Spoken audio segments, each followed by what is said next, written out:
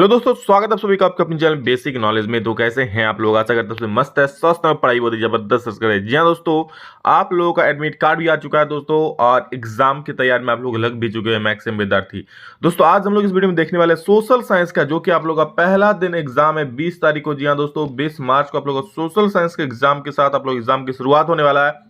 उसी का top 30 questions आज हम लोग देखने वाले हैं। चलिए शुरू करते हैं इस वीडियो को। बहुत ही महत्वपूर्ण क्वेश्चन जो 30 सवाल में देखने वाला हूं अभी, ये आप लोग एग्जाम में कई बार पूछा गया है, रिपीटेड क्वेश्चंस है और इस बार भी पूछने की प्रबल संभावना है। 30 क्वेश्चन में से कुछ क्वेश्चन तो आप लोग एग्जाम में जरूर पूछे जाएंगे, तो वीडियो को देखिए और इसका लाभ उठाइए, ठीक है। और चैनल को सब्सक्राइब कर लीजिए, हर एक दोस्तों को जरूर शेयर कर लीजिए इसी प्रकार की वीडियो पाने के लिए और अपने एग्जाम की तैयारी ताबड़तोड़ तरीके से करने के लिए।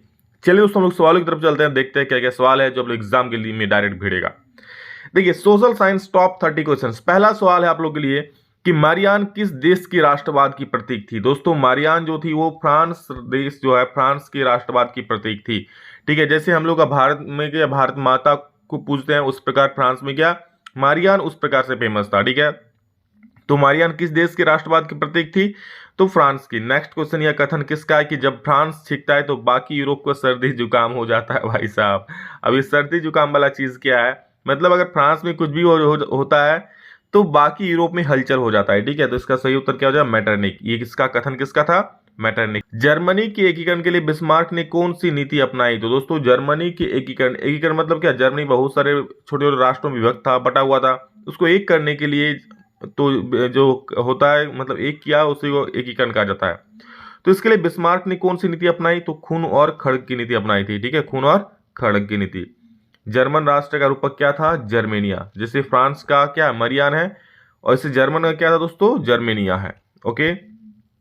फ्रांसीसी गणराज्य का प्रतिनिधित्व करने वाला रूपक कौन था? फ्रांसीसी, अभी तो मैंने कहा कि फ्रांस का राष्ट्रवाद का प्रतीक कौन था? तो मारियान था। तो फ्रांस का कौन हो जाएगा? फ्रांसीसी गणराज्य का मारियान हो जाएगा। इटली के एकीकरण का आंदोलन का नेतृत्व किसने किया था? इटली के एकीकरण का आंदोलन का नेतृत्व जो दोस्तों किया था वो था काउंट कैमिलो दे काबूर, यानी कि उत्तर हो जाए कैमिलो दे काबूर, ठीक है। एक एक क्वेश्चंस को दिमाग में ठूस लीजिए और लॉक कर लीजिए, निकलने मत दीजिएगा। जालियांवाला बाग हत्याकांड किसके आदेश पर हुआ था? बहुत चर्चित क्वेश्चन है दोस्तों। जनरल डायर के आदेश से हुआ था, ठीक है। वही खूंखार जो था, बिल्कुल जनरल डायर नहीं, डायन था वो। 9 नंबर देखिए, साइमन कमीशन किस वर्ष भारत आया था? दोस्तों साइमन कमीशन 1928 ईस्वी में भारत आया था, याद रखिएगा, ठीक है, जिसका भारी विरोध हुआ था। और साइमन कमीशन किस लिए भारत आया था? तो भारतीय संविधान मतलब भारत में नया संविधान बनाने के लिए, यहाँ पर वही उसी बात पर चर्चा करने के लिए, ठीक है। तो साइमन कमीशन का जोरदार भारत में विरोध हुआ था। दलित वर्ग एसोसिएशन की स्थापना किसने की? तो जहां भी दलित वर्ग का नाम आएगा दोस्तों, वहां पर बी आर अम्बेडकर साहब जुड़ जाएंगे। तो क्योंकि बी आर अम्बेडकर साहब दलितों के बहुत ही प्रिय थे, ठीक है। तो बी आर अम्बेडकर इसके सही उत्तर हो जाएंगे। बाबा साहेब डॉक्टर भीमराव अम्बेडकर, हम सभी के पूजनीय। हिंद स्वराज नामक पुस्तक किसने लिखी? एग्जाम में तो डायरेक्ट उठ के छपेगा ये क्वेश्चन, महात्मा गांधी, ठीक है। हिंद स्वराज नामक पुस्तक किसने लिखी? तो महात्मा गांधी जी ने दोस्तों लिखी थी। अगला सवाल हम लोग का है, करो या मरो का नारा किसने दिया था? ये तो दोस्तों बच्चा बच्चा बोलेगा। जी हाँ दोस्तों, महात्मा गांधी जी ने ये नारा दिया था लास्ट में, जब कोई उपाय नहीं हो रहा था, अंग्रेज छोड़ के नहीं जा रहे थे, तो बोल दिया करो या मरो, डू और डाई, ठीक है, किन भारतीय लोगों को। 1932 ईस्वी में पूना समझौता किसके किसके बीच हुआ था? दोस्तों पूना समझौता जो हुआ था वो महात्मा गांधी और डॉक्टर भीमराव अम्बेडकर के बीच में हुआ था, यानी कि महात्मा गांधी और अम्बेडकर जी के बीच में हुआ था, पूना समझौता हुआ था, ठीक है। जिसमें पृथक चुनाव के मुद्दे पर बटे हुए थे अम्बेडकर साहब और महात्मा गांधी जी, अलग अलग दोनों का मुद्दा था, जिसका महात्मा गांधी आमरण अनशन पर बैठ गए थे। महात्मा गांधी तबीयत खराब हो गया था, फिर अम्बेडकर जी उनसे मिलने आए, फिर समझौता हुआ, चलो भाई महात्मा गांधी जी आप कुछ खाना खा लीजिए, अब हम दोनों मिलकर काम करेंगे, इस प्रकार से। भारतीय भारतीय राष्ट्रीय कांग्रेस की स्थापना किस वर्ष हुई थी? तो 1885। जी हाँ, नोट द ईयर, 1885 में हुआ था भारतीय राष्ट्रीय कांग्रेस की स्थापना। प्रथम विश्व युद्ध कब आरंभ हुआ? तो दोस्तों प्रथम विश्व युद्ध हुआ था 1914 का आरंभ हुआ था। 1914 से कब तक चला था? 1918 तक चला था प्रथम विश्व युद्ध, ठीक है। जालियांवाला बाग हत्याकांड कब हुआ था? दोस्तों जालियांवाला बाग हत्याकांड जो हुआ था 13 अप्रैल 1919, वो काला दिन दोस्तों। जी हाँ दोस्तों, जब जालियांवाला बाग हत्याकांड हुआ था, जब सभी लोग बैसाखी का मेला देखने गए थे, ठीक है, वहां पर जालियांवाला बाग में, तो वहां पर एक ही गेट था, एक गेट को बंद करके जनरल डायर सैनिकों के साथ इंटर हो गए, ताबड़तोड़ गोलियां बरसाई, जिधर तिधर बच्चे मारे गए, बूढ़े मारे गए, कई लोग कुएं में जान दे दिया। इस प्रकार से बहुत ही मतलब नृशंस घटना हुई थी वहां पर। रॉलेट एक्ट कानून किस वर्ष पारित हुआ? तो ये भी बहुत फेमस क्वेश्चन है। 1919 ईस्वी में दोस्तों रॉलेट एक्ट कानून पारित हुआ था, ठीक है, जिसके आधार पर किसी भी राष्ट्रवादी को जो देश हित में काम कर रहा है उसको उठा करके जेल में रख सकता था बिना कोई मुकदमा चलाए। गांधी जी ने चंपारण सत्याग्रह कब शुरू किया? तो दोस्तों ये शुरू किया था 1916 ईस्वी में। चंपारण सत्याग्रह शुरू किया था कौन? गांधी जी ने, ठीक है, 1916 ईस्वी में। बिना मुकदमा चलाए जेल में बंद रखने का प्रस्ताव किस एक्ट में था? अभी मैंने कहा रॉलेट एक्ट में था। कौन सा act? Rowlatt act. Okay. And अगला सवाल है, चौरी चौरा के हिंसात्मक घटना के बाद गांधी जी ने किस आंदोलन को वापस ले लिया? चौरी चौरा के दोस्तों हिंसात्मक घटना के बाद गांधी जी ने असहयोग आंदोलन को वापस ले लिया, ठीक है। चौरी चौरा के हिंसात्मक घटना के बाद गांधी जी ने असहयोग आंदोलन को वापस ले लिया था। ओके। नेक्स्ट क्वेश्चन देखिए, क्या महात्मा गांधी दक्षिण अफ्रीका से भारत कब लौटे? तो दोस्तों महात्मा गांधी जी दक्षिण अफ्रीका से 1915 ईस्वी में भारत लौटे थे, ठीक है। कब? तो 1915 ईस्वी में महात्मा गांधी जी भारत आए थे। ऑल इंडिया मुस्लिम लीग की स्थापना किस वर्ष हुई थी? तो 1906 ईस्वी में हुई थी। ये भी एग्जाम में छपा है कई बार, तो अच्छे से देख लो। हर एक क्वेश्चन दोस्तों अलग अलग ही इंपॉर्टेंट है, समझ रहे हो, बहुत इंपॉर्टेंट हर एक क्वेश्चन। तो हर एक क्वेश्चन को समझ लो, देख लो, दिमाग में घुसा लो और लॉक कर लो, ठीक है। गांधी जी ने नमक कानून कब भंग किया था? दोस्तों नमक कानून गांधी ने कब भंग किया था? 6 अप्रैल 1930 ईस्वी में नमक कानून को भंग किया था गांधी जी ने। अगला सवाल है 24 नंबर, सविनय अवज्ञा आंदोलन कब शुरू हुआ था? दोस्तों सविनय अवज्ञा आंदोलन कब शुरू हुआ था? तो 1930 ईस्वी में सविनय अवज्ञा आंदोलन शुरू हुआ था। 1930 ईस्वी में, याद रख लीजिए, 1930 ईस्वी में ही क्या हुआ था? सविनय अवज्ञा आंदोलन शुरू हुआ था, सविनय अवज्ञा आंदोलन। ओके। अगला सवाल है, इंग्लैंड कपास का आयात मुख्य रूप से कहां से करता था? बहुत महत्वपूर्ण सवाल। तो इंग्लैंड दोस्तों भारत से ही कच्चा कपास का आयात करता था, ठीक है। और अगला सवाल है, ब्रिटेन वुड्स सम्मेलन किस वर्ष हुआ रहा? ब्रिटेन वुड्स सम्मेलन कौन सा वर्ष में हुआ था दोस्तों? तो ब्रिटेन वुड्स सम्मेलन दोस्तों जिसमें सभी विकसित देश भाग लिए थे, विकासशील देश को इसमें कोई अच्छा अधिकार नहीं दिया गया था, ठीक है। तो 1944 में ये हुआ था ब्रिटेन वुड्स सम्मेलन। नेक्स्ट क्वेश्चन, अंतर्राष्ट्रीय मुद्रा कोष यानी कि IMF यानी कि इंटरनेशनल मॉनेटरी फंड की स्थापना किस सम्मेलन में हुआ था? दोस्तों इसी सम्मेलन में हुआ था, ब्रिटेन वुड्स सम्मेलन में ही हुआ था। अंतर्राष्ट्रीय मुद्रा कोष यानी कि IMF इंटरनेशनल मॉनेटरी फंड की स्थापना, ठीक है, जिसके आधार पर विकसित देशों को लोन दिया जाता था। अगर कोई देश कर्ज में डूबता है तो उसका सहारा दिया जाता था उसको, ठीक है, उससे लोन लेकर। अमेरिका महाद्वीप की खोज किसने की थी? तो क्रिस्टोफर कोलंबस ने अमेरिका महाद्वीप की खोज की थी, ठीक है। और भारत का खोज किसने किया था? आप लोग कमेंट में जरूर बोलना कि भारत का खोज किसने किया। देखते हैं कितने सारे विद्यार्थी को पता चल रहा है भारत का खोज किसने किया था। ब्रिटेन वुड्स व्यवस्था का ज्यादा लाभ किन देशों को मिला? अभी मैंने कहा कि वहां पर विकसशील देशों को कोई ज्यादा लाभ नहीं मिला था, विकसित देशों को ही वहां पर लाभ दिया गया था। यहाँ इसलिए यहाँ आंसर क्या हो जाए? विकसित देशों को ज्यादा लाभ मिला था। और अंतिम सवाल दोस्तों, आप लोग डेली खाते हो, जी हाँ, आलू। आलू अकाल किस देश में हुआ था? तो याद रख लीजिए आयरलैंड। जी हाँ दोस्तों, आप सोचोगे सर आलू अकाल भी हुआ था क्या? जी हाँ, आयरलैंड में हुआ था आलू अकाल। तो फेमस है आयरलैंड से आ और आ से आलू, याद रख लीजिएगा। आयरलैंड में दोस्तों हुआ था कौन सा अकाल? आलू अकाल हुआ था आयरलैंड में, ठीक है। आयात शुल्क से आप क्या समझते हैं? तो देखो क्या है, किसी देश की सीमा पर उस देश में आयात होने वाले वस्तुओं पर लगने वाले शुल्क को आयात शुल्क कहते हैं। मान लीजिए अमेरिका से कोई सामान हमारे देश इंडिया आ रहा है, ठीक है। आप मान लो अमेरिका से कुछ बिस्किट ला रहे हो, ठीक है, बिस्किट ही है क्योंकि बिस्किट आपको पसंद है, ला रहे हो हमारे देश में। अब इस अमेरिका से लाओगे तो हमारे देश में दोस्तों जहां पर सीमा हो तो वहां पर आपको टैक्स देना पड़ेगा लाने के लिए, तो उसको बोलता है आयात शुल्क। तो ये चीज मैंने लिखा है क्या, किसी देश की सीमा पर उस देश में आयात मतलब आने वाला कोई जो सामान होता है, ठीक है, होने वाली वस्तुओं पर जो टैक्स लगता है, जो शुल्क लगता है, उसे ही हम लोग बोलते हैं आयात शुल्क। समझ गए?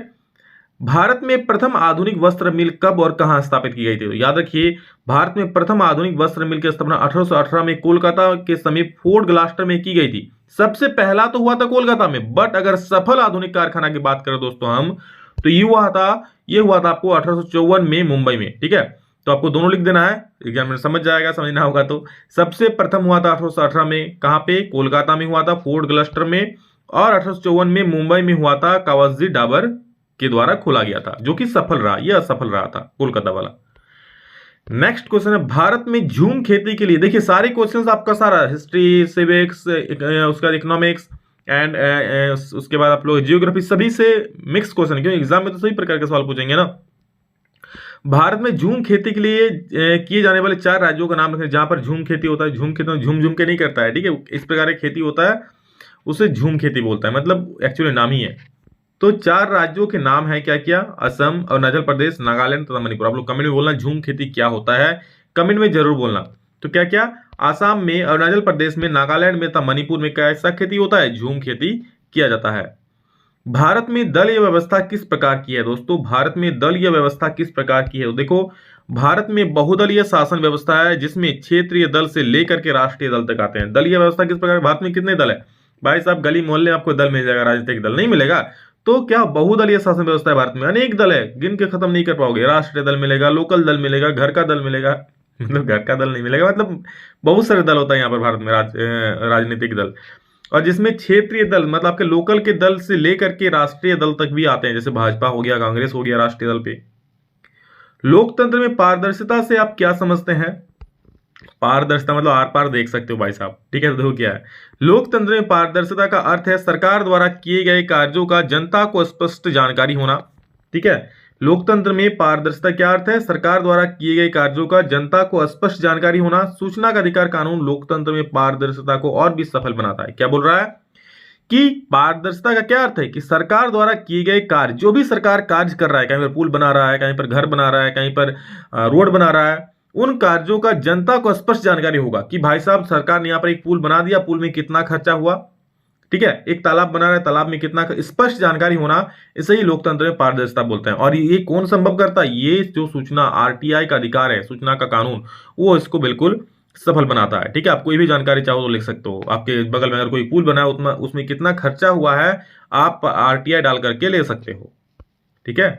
मुद्रा के कोई 2 कार्यों को लिखिए। मुद्रा के 2 कार्य क्या क्या होता है? तो देखो, मुद्रा के 2 कार्य नहीं मिलेंगे। मुद्रा का तो बहुत सारे कार्य है, मुद्रा के बिना कोई कार्य नहीं होगा एक्चुअली। मुद्रा मतलब मनी, मनी, जी हाँ दोस्तों, रुपया, ठीक है। ना बाप बड़ा ना भैया, सबसे बड़ा रुपया है ना कहानी। तो ये चीज है, मुद्रा के 2 कार्य निम्नलिखित क्या क्या है? विनिमय के लिए, अब धन संचय के लिए। भाई साहब विनिमय क्या होता है? तो देखो, किसी भी वस्तु को खरीदने या बेचने के लिए मुद्रा मध्यस्थता की भूमिका निभाती है। आप किसी भी बाजार में जाओगे, ठीक है, आपको समोसा खरीदना है। क्या खरीदना है? आपको समोसा पसंद है, समोसा खरीदना है, तो आपको क्या पैसा देना पड़ेगा, नोट आपको देना पड़ेगा बाजार में, 5 रुपए का नोट, या अभी तो समोसा 6 रुपए का हो गया है, ठीक है। तो किसी भी वस्तु को खरीदने या बेचने के लिए मुद्रा क्या होता है? मध्यस्थता, मीडिएटर का काम करता है। ऐसा थोड़ी है कि आपके घर में चावल हो रहा है, चलो जाके चावल समोसा दुकान वाला को दे दिया, आपको समोसा मिल गया। ऐसा पहले होता था, लेकिन इसके बीच में कौन आ गया? मुद्रा आ गया, मनी आ गया। भाई साहब मनी लो, मनी दो, ठीक है। ये समोसा वाला क्या बोलेगा? तुम हमको पैसा दो तभी हम समोसा देंगे। और आप अगर किसी को चावल बेचोगे दोस्तों, तो आप उसको क्या बोलोगे? तुम पैसा दो तभी मैं तुमको चावल दूंगा। तो इस प्रकार से मुद्रा के एक तरह से मीडिएटर, मध्यमा की भूमिका निभाती है। तो ये मैंने लिखा है विनिमय के लिए। विनिमय मतलब वस्तुओं का खरीद बिक्री, ठीक है। किसी वस्तु को खरीदने या बेचने के लिए मुद्रा मध्यस्थता की भूमिका निभाती है। दूसरा क्या? धन संचय के लिए। सबको पसंद है धन संचय करना, ठीक है। आमदनी 8 आना, खर्चा रुपया, तो धन संचय कहां से होगा भैया? तो देखो, हम मुद्रा के रूप में धन को आसानी से संचय कर सकते हैं। बिल्कुल, जाके 1000 रुपया कमाए यार, मजा आ गया, ठीक है। तो जाके आप बैंक में जाके 800 रुपया जमा कर देते हो, ठीक है। जो समझदार है वो जमा कर देगा, बाकी 200 रुपया का खाना खाएगा। लेकिन जो असमझदार क्या होगा? 1000 रुपया में से 800 रुपया खा के उड़ा देगा, दारू में, मुर्गा में, भात में, मतलब खा के उड़ा देगा, और 200 रुपया के बैंक में जमा करेगा। तो इस प्रकार से धन संचय होता है, ठीक है। तो आप लोग, चलिए वो तो एक एग्जाम्पल था। मतलब धन संचय मतलब क्या? हम मुद्रा के रूप में धन को जो आसानी से संचय कर सकते हैं, जमा कर सकते हैं, उसे ही बोलते हैं। धन क्या होता है? संचय होता है, मतलब रख सकते हैं। ऐसा तो थोड़े अब मान लो चावल को रख दोगे, तो चावल के अपना 1 साल रखोगे तो खराबी हो जाएगा ना। गेहूं को रखोगे खराब हो जाएगा। कोई भी अनाज रखते हो, कोई भी आपके बगान में होता है, उसको हमेशा तो नहीं रख सकते। लेकिन उसको बेच के अगर आप पैसा को हमेशा रख दो, कोई दिक्कत नहीं है भाई साहब। पैसा न सड़ने वाला है न गलने वाला है, ठीक है। हाँ, बैंक में रख दोगे तो आपको ऊपर से इंटरेस्ट मिलेगा, समझ रहे हो। अगला सवाल है, व्यापार अवरोधक से क्या तात्पर्य है? तो देखो, व्यापार अवरोधक एक प्रकार का प्रतिबंध है जिसका प्रयोग सरकार विदेश व्यापार में वृद्धि या कटौती करने एवं कौन सी वस्तु देश में कितनी मात्रा में आयात होनी चाहिए, ये निर्णय करने करती है। मतलब नाम से ही पता चल रहा है भैया, अवरोधक मतलब रुकावट, किसमें? तो व्यापार में। किस लिए करता है? जिसका प्रयोग सरकार किस लिए करता है? विदेशी व्यापार में वृद्धि या कटौती करने, मतलब विदेशी व्यापार को बढ़ाने के लिए हमारे देश में, या फिर उसकी कटौती करने के लिए। कि क्यों? एवं कौन सी वस्तु देश में कितनी मात्रा में आयात होनी चाहिए। मान लीजिए गन्ना बाहर से आयात हो रहा है, चलिए टमाटर आयात हो रहा है, ठीक है, बाहर से। तो टमाटर कितना आयात होना चाहिए उसके अनुसार उस पर अवरोधक लगाया जाएगा। चाहे अवरोधक अगर नहीं लगाया जाएगा तो टमाटर पूरा आयात हो जाएगा, ठीक है, बहुत ज्यादा टमाटर आने लगेगा हमारे देश में, तो क्या फायदा, वो टमाटर सड़ के गल जाएगा ना। तो कितना मात्रा में चाहिए उस पर अवरोधक लगता है कि हाँ भाई साहब इतनी से अधिक मात्रा में हम इसको इंपोर्ट नहीं कर सकते, ला नहीं सकते हैं। तो ये चीज लिखा हुआ है कि व्यापार अवरोधक एक प्रकार का प्रतिबंध है। अवरोधक मतलब प्रतिबंधी होता है, जिसका प्रयोग सरकार क्या करता है, विदेशी व्यापार में वृद्धि या कटौती, वृद्धि या कम करने के लिए करता है कि कौन सी वस्तु देश में कितनी मात्रा में आयात होनी चाहिए, कितनी मात्रा में कौन सी वस्तु आनी चाहिए, ठीक है, यह निर्णय करने के लिए करती है। ज्यादा नहीं आ सकता है, कम भी नहीं आ सकता है। तो एक अगर ज्यादा आ रहा है तो उस पर अवरोधक लगा देगा, भाई साहब इससे ज्यादा आप बाहर से सामान नहीं मंगवा सकते हो। तो यह व्यापार अवरोधक मतलब एक प्रकार से व्यापार पर अवरोध उत्पन्न करना, रुकावट उत्पन्न करना, सरकार को जितनी चाहिए उतना माल वहां से आयात करेगा, ठीक है। तो ये दोस्तों इंपॉर्टेंट 7 सवाल, आगे और भी चाहिए। अगर आपको इस प्रकार का वीडियो कैसा लगा कमेंट करके जरूर बोलना, और सभी दोस्तों को शेयर जरूर करना। जी हाँ दोस्तों, बोर्ड एग्जाम में अगर अच्छा नंबर लाना है तो चैनल को सब्सक्राइब जरूर करना है, और बोर्ड एग्जाम में पढ़ना है तो पढ़ना है, समझ रहे। तो बस मेहनत कीजिए, हर एक आपका जो सपना वो सफल जरूर होगा। बस आज मेहनत कर लो अपने कल के लिए। चलिए, लव यू ऑल, मेरी सारी शुभकामनाएं आप सभी के साथ है। एग्जाम बहुत बढ़िया जाएगा, बस इसी प्रकार से पढ़ते रहो।